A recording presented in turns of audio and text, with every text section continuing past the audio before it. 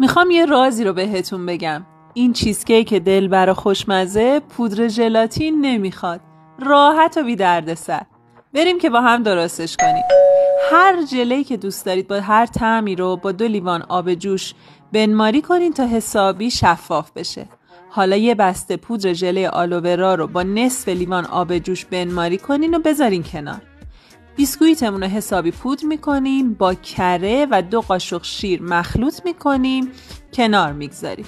حالا کف قالب کمربندیمون رو کاغذ میندازیم یا سلفون میکشیم که جدا کردنش راحت باشه.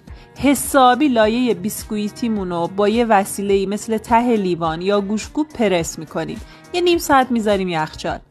برای مایه پنیری خامه و پنیر خامه‌ای و شکر و وانیل و ژله آلوورایی که آماده کردیم و مخلوط میکنیم تا حسابی یه دست بشه. میریزیم روی لایه بیسکویتی، میذاریم یخچال تا یکم نیم بند بشه.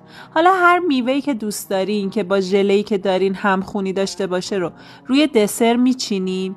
یه ملاقه از ژله‌ای که درست کردیم و روش میریزیم، میذاریم توی یخچال تا ببنده و بعد ما بقیه ژله رو میریزیم. اینطوری دیگه میوه‌هامون شناور نمیشن و در نهایت هر جوری که سلیقتونه تزیینش کنین. ببینین چه چیزکیک دلبری شد.